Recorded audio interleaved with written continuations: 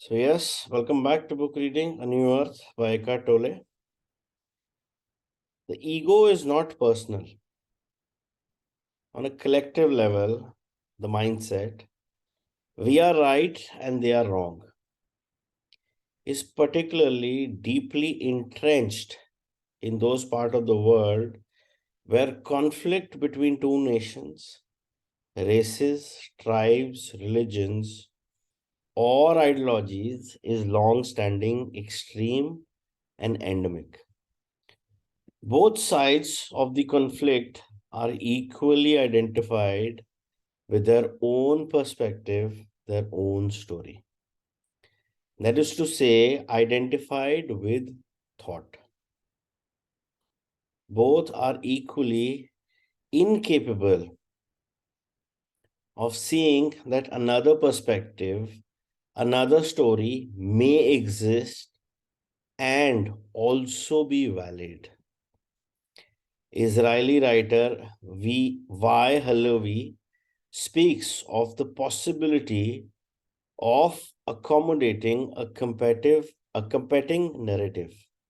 But in many parts of the world, people are not yet able or willing to do that. Both sides believe that to be in possession of the truth. Both regard themselves as victim and others as evil because they have conceptualized and thereby dehumanized the other as the enemy. They can kill and inflict all kinds of violence on the other, even on children, without feeling their humanity and suffering. They become trapped in an insane spiral of perpetration and retribution, action and reaction. Here it becomes obvious that the human ego, in its collective aspect, as us against them, is even more insane than the me, the individual ego, although the mechanism is the same. By far, the greatest part of violence that humans have inflicted on each other is not the work of criminals or the mentally deranged, but of normal, respectable citizens in the service of the collective ego. One can go far as to say that on this planet, normal equals insane. What is it that lies at the root of this insanity? Complete identification with thought and emotion, and that is to say, ego. Greed, selfishness, exploitation, cruelty, and violence are still all pervasive on this planet. When you don't recognize them as individual and collective manifestations of an underlying dysfunction or mental illness, you fall into the error of personalizing them. You construct a conceptual identity for an individual or group, and you say, this is who he is, this is who they are. When you confuse the ego that you perceive in others with their identity, it is the work of your ego that uses the misperception to strengthen itself through being right and therefore superior, and through reacting with condemnation, indignation, and often anger against the perceived enemy. All this is enormously satisfying to the ego.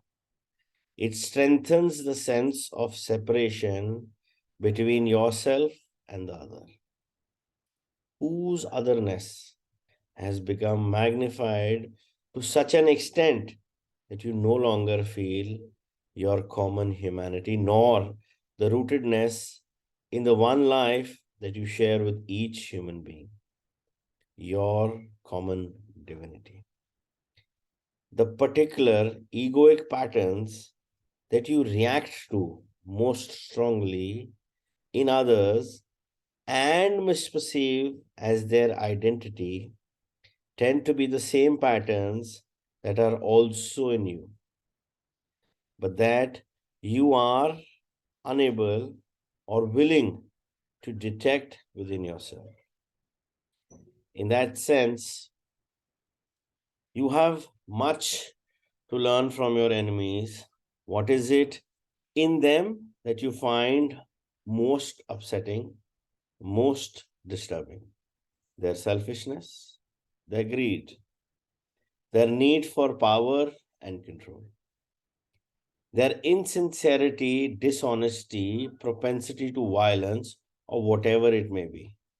Anything that you resent and strongly react to in another is also in you. But it is not more than a form of ego, and as such, it is completely impersonal. It has nothing to do with who that person is, nor has it anything to do with who you are. Only if you mistake it for who you are can observing it within you be threatening to your sense of self. So, when we are talking about the concept that ego is not anything personal, if that if the other person is operating from a state of ego, it's not that the person has anything to do with it. It is just that he is unaware that he is operating from the state of his ego. And whenever we are also reacting to other situations, there are times we are also unaware that we are operating from the premise of ego. So it's like if I'm operating from my premise of ego, does that make me bad? Because even if the other person is operating from that premise of ego, when I am judging the other person, and it's not me, it's my ego that is judging the ego of the other. For example, if there is an instance where you are in contact with another person who is being mean to you or who is probably operating from a premise of ego for which you are uncomfortable.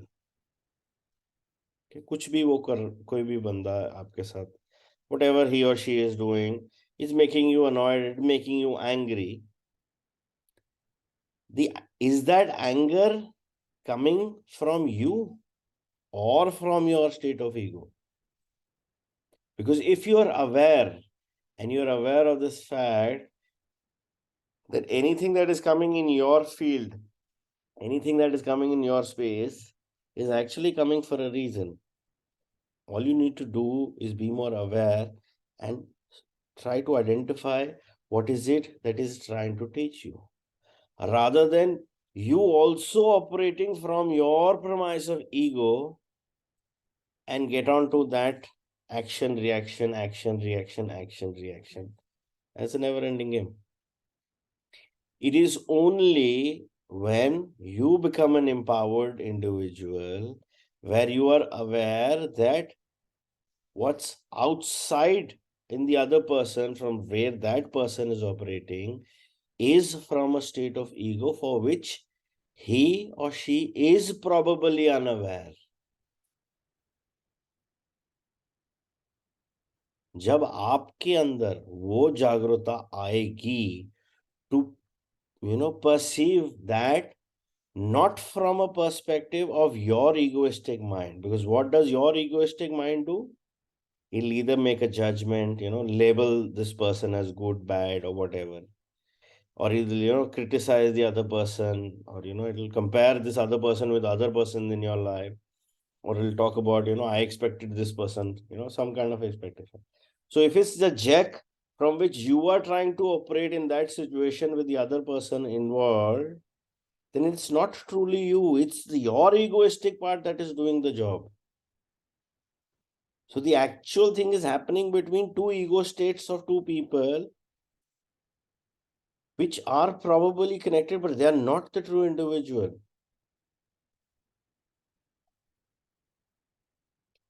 I'll give one more example in order to elaborate this further so that, we get this, because it's very important to realize that the ego itself is not personal. It's us and our egoistic state of operation, of perception, that makes it personal. It's very important to, correlate what I'm saying with the perspective of when you are trying to operate, or when you are operating from your egoistic state or egoistic part of your mind. If you have to give a feedback to anybody, it's very important that you give constructive feedback where you talk about what needs to be improved in the act and not the person. The problem happens in your feedback is when we operate from our egoistic state and give a feedback to the other person involved in that situation, event, or circumstance, and probably give a feedback which is for the person, not for the act.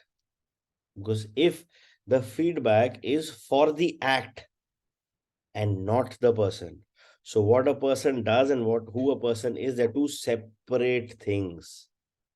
And when we are giving a constructive feedback, it is very important for us to not operate from that egoistic part of our mind and give feedback only for the act and not for the person.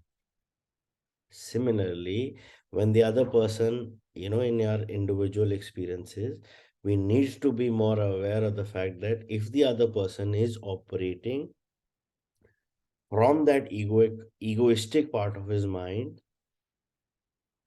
that's a state of his mind. That is not the individual in itself.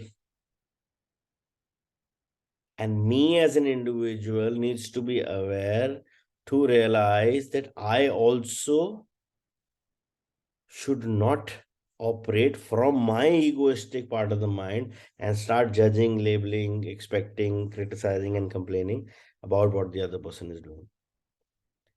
Because if I'm doing that, then at the end, it's just two egoistic states of mind playing a game, and the individuals are just, watching. So it's very important to correlate this from a perspective of when you're giving a feedback, is to give constructive feedback for the act, not for the person. And when you're in a conversation or in an act with another person where you are uncomfortable, you need to be able to distinguish that the other person may be coming or, doing these things from his egoistic perspective of mind, not necessarily that is the individual in itself. That awareness needs to come to separate the egoistic part of yourself and separate the egoistic part of others from that individual that truly belongs to that individual in the real sense. So there's nothing, ego is never personal, because ego is just a state of mind which can be,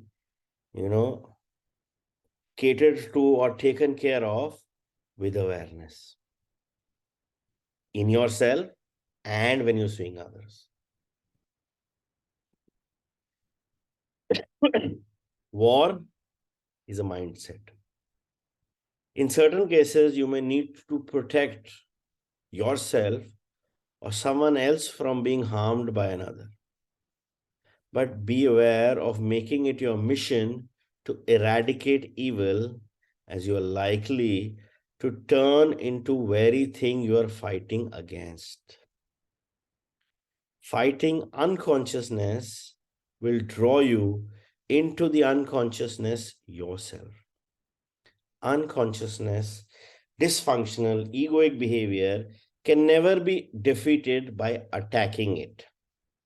Even if you defeat your opponent, the unconsciousness will simply have moved into you, or the opponent reappears in a new disguise. Whatever you fight, you strengthen, and whatever you resist persists. These days, you frequently hear the expression the war against this or that. And whenever I hear it, I know that it is condemned to failure. There is the war against drugs, the war against crime, the war against terrorism, the war against cancer, the war against poverty, and so on. For example, despite the war against crime and drugs, there has been a dramatic increase in crime and drug related offenses in the past 25 years.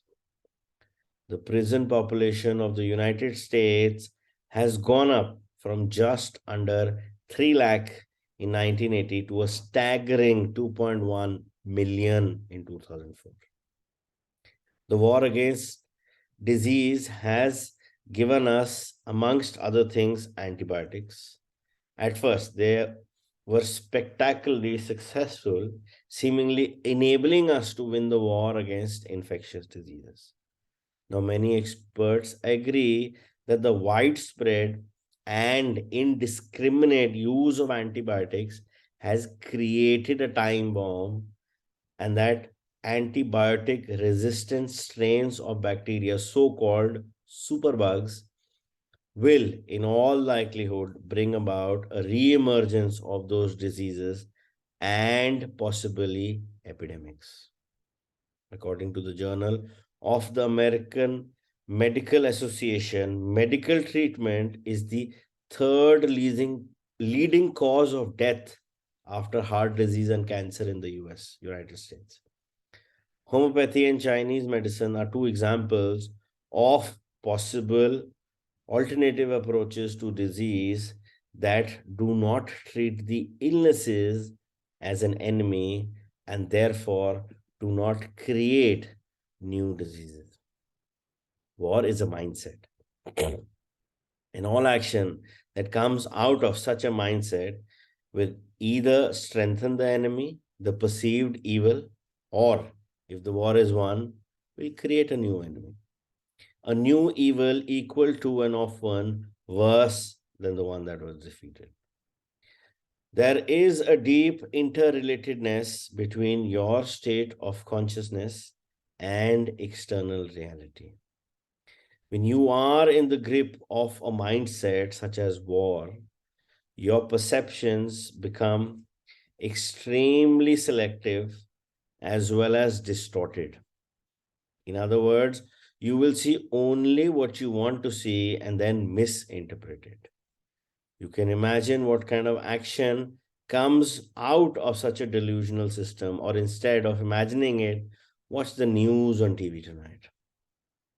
Recognize the ego for what is a collective dysfunction, the insanity of the human mind. When you recognize it for what it is, you no longer misperceive it as somebody's identity. Once you see the ego for what it is, it becomes much easier to remain non reactive towards it. You don't take it personally anymore. There is no complaining, blaming, accusing, or making wrong. Nobody is wrong. It is the ego in someone, that's all. Compassion arises when you recognize that all are suffering from the same sickness of the mind, some more acutely than others. You do not fuel the drama anymore. That is part of all egoic relationships. What is its fuels? Reactivity. And the ego thrives on it. So, when we're talking about the perspective of operating from the state of ego as compared to a war, everything in war is about winning. Okay, because if you win, you survive. And if you lose, you probably die or you become enslaved or you're mistreated upon. So जब हम उस point of view से चल रहे हैं और हमने ego को भी एक सिमिलर दर्जा दे दिया है that everything is about winning, That is where everybody has their guards up and everybody wants to just win. Probably it's an argument. Probably, it's the new job, it's the promotion. Anything and everything is about winning. And the funniest part is that winning means it has to defeat somebody else or kill somebody else. Winning itself is not an issue. It's very important for everybody to win. But in that winning, when the other person has to lose or the other person has to die, that is what the ego thrives on. I remember long back, there was this some elections, okay. So a few people were supporting a particular person and a few people were supporting another person. So I was with one of them and I generally asking. So they knew that the person they were supporting is not going to win, he's not very strong. So rather than focusing on how to make the other person strong, their whole agenda was how to put the other person down. क्यों? Ego फंसी हुई थी, हमारा बंदा तो जीत नहीं सकता, वो ना जीत जाए, कुछ अगर वो जीत गया तो हम तो कहीं की नहीं रहेंगे. So now in this whole concept, what I'm trying to explain is, rather than focus on certain things, you are focusing on the opposite. And what you focus on, where you put your attention and awareness to, actually grows in life. And that person won. Similar cases, when it was a survey done, Donald Trump not expected to win US elections, but there was so much that everybody was talking about Donald Trump. Everybody was either pro Donald Trump or against Donald Trump. Everybody was talking about it. As a result, too much attention and awareness to Donald Trump, he won. So where the energy and awareness goes, that actually grows.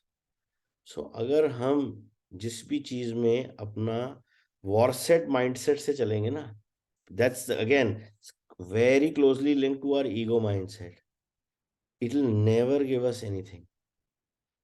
Because one concept which we all need to realize, that in any kind of situation in our lives, any means any, there is a win-win possible.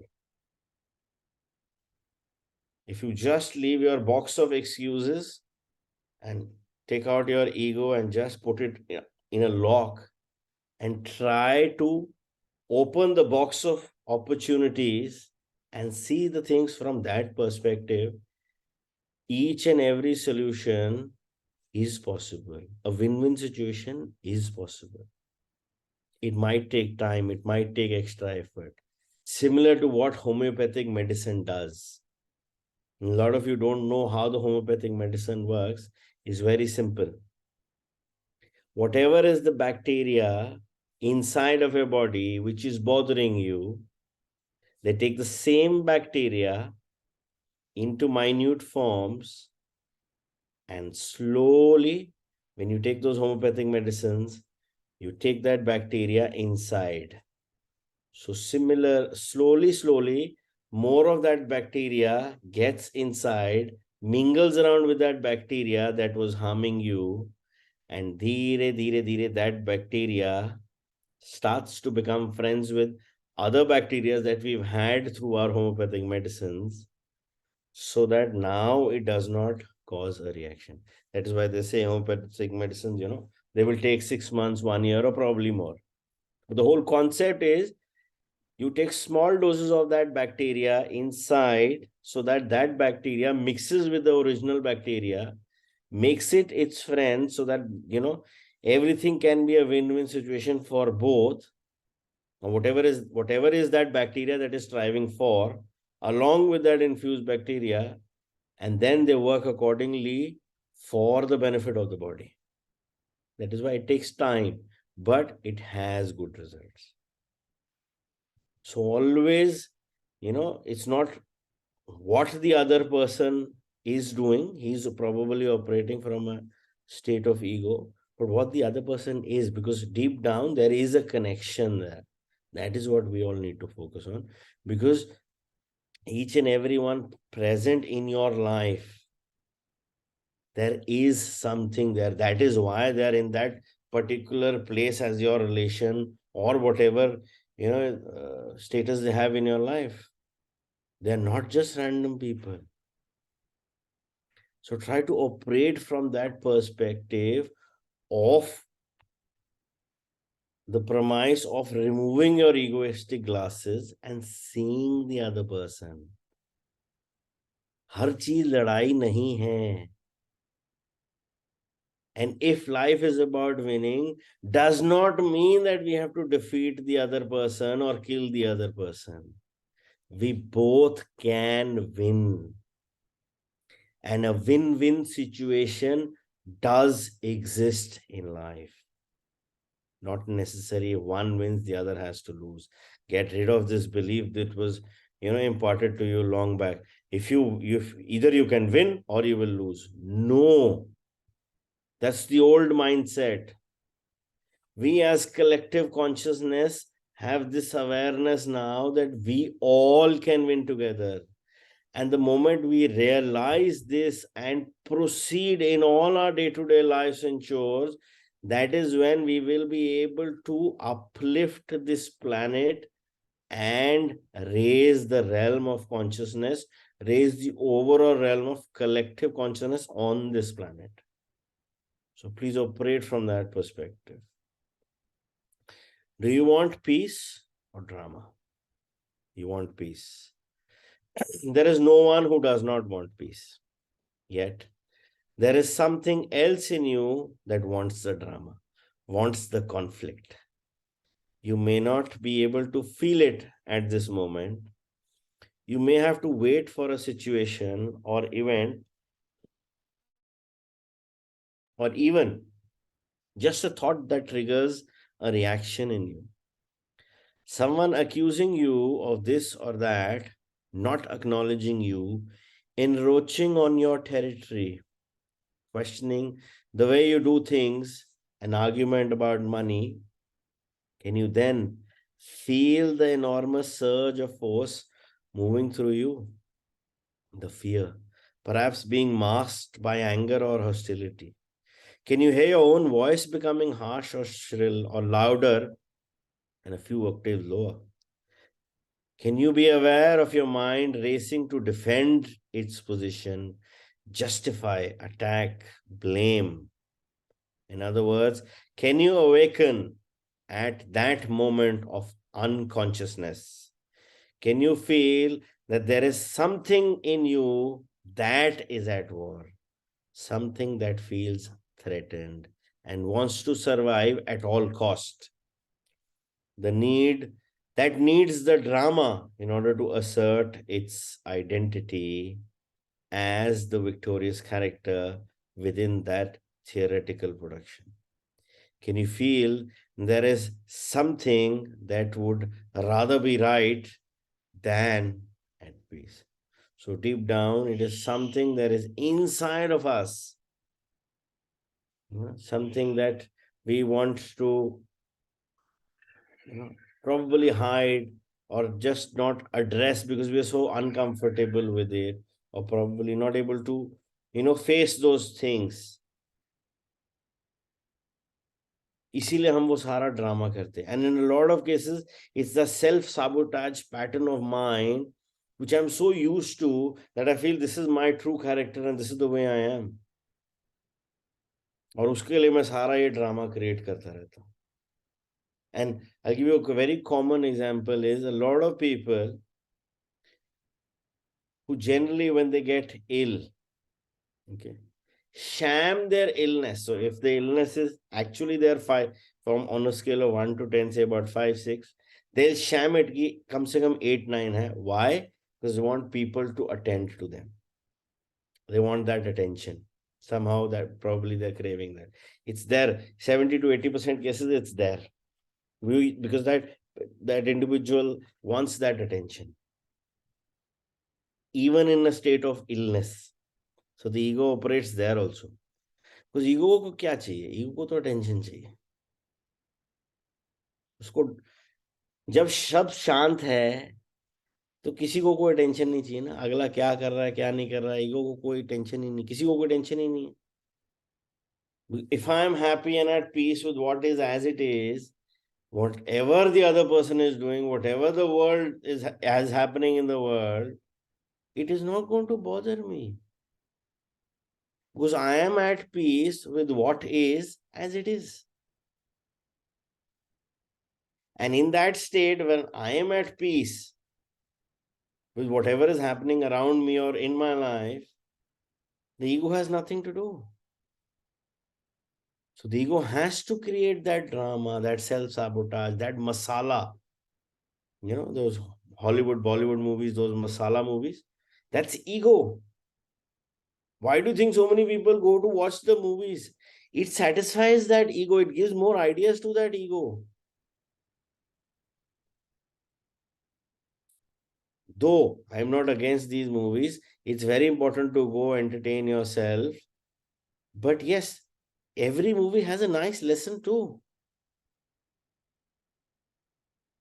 So rather than just being, in that state and, because it happens, whatever you see, whatever you put your attention to, your life and your situation and circumstances start behaving like this. So if you watch a war series for say continuously 1 or 2 months, your brain state becomes that state of war. And you start finding threats in everybody. It happens. That's true reality. Because what you put your attention and awareness to, that actually you manifest that into your own life. And who manifests that is your egoistic part of the mind, your egoistic state, because it wants that drama, it wants that attention. So जब हम एक peaceful state पे चले जाते हैं, ego को बस तो कोई काम ही नहीं होता, वो तो वेला हो जाता है.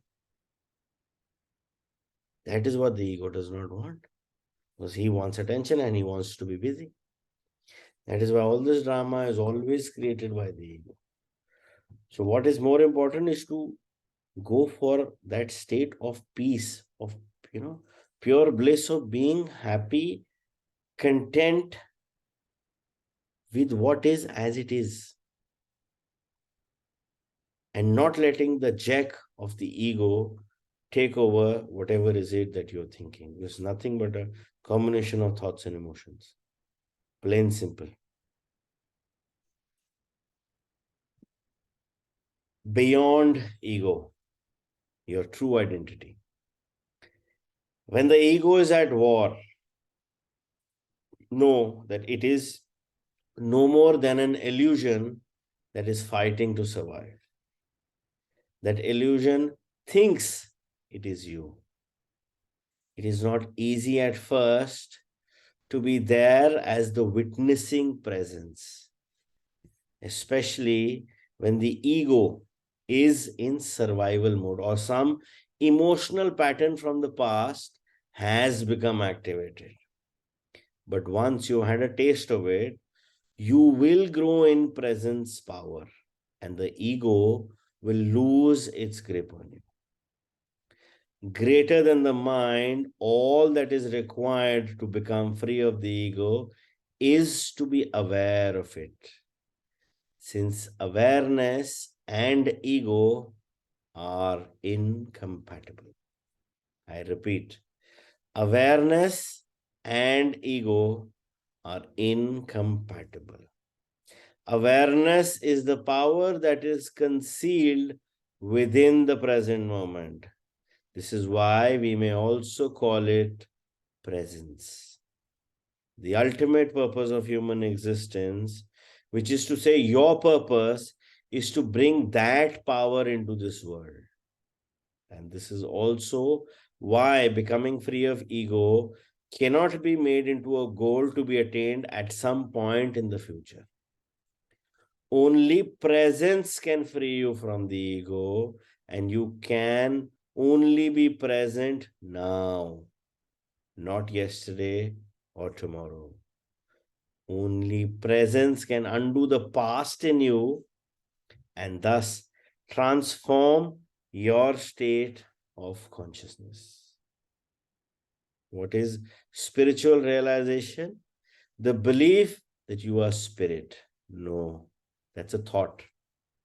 A little closer to the truth than the thought that believes you are who your birth certificate says you are, but still a thought.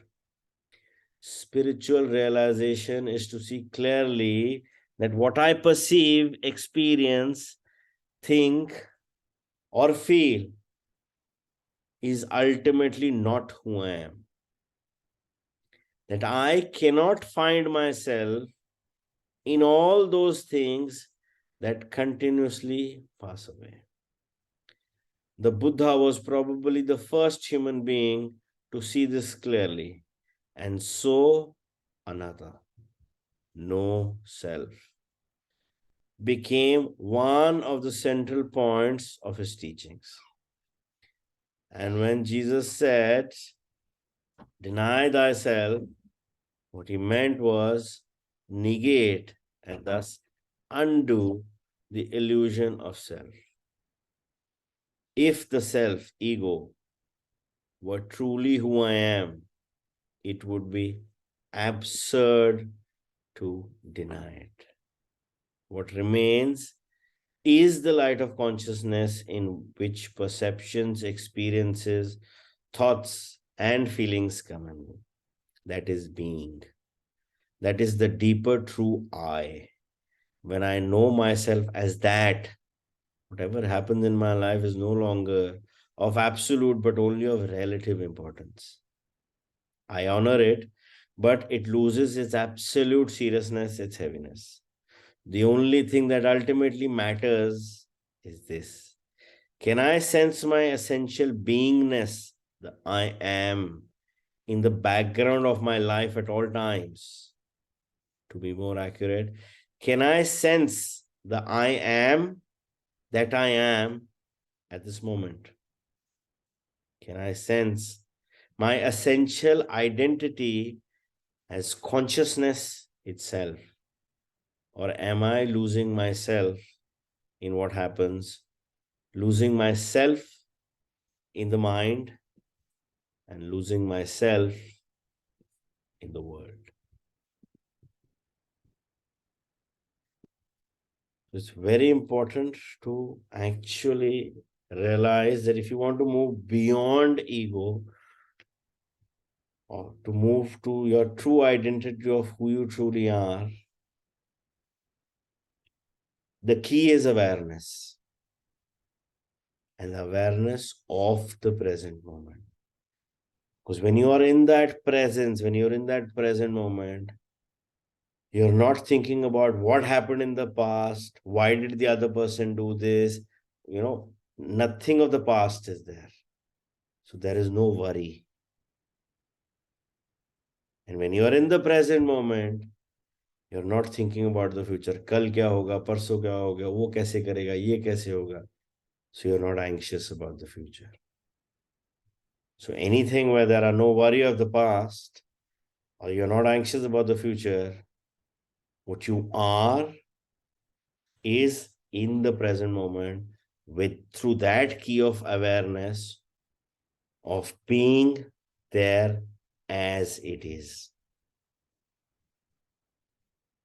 And then, in order to actually realize who you truly are, beyond this skin, beyond the name that was given to you of birth, beyond the identity that you have been living for n number of years. I am so and so, I am related to so and so, I am son, daughter of so and so. That earth identity given to this body, which you feel is your own, which you feel this is you. When you go beyond that name given to you on planet Earth, beyond this skin, when you go deep inside to realize who you truly are, and when you can sense that absolute pure bliss feeling of who I am with the realization that I am that I am. Om so on.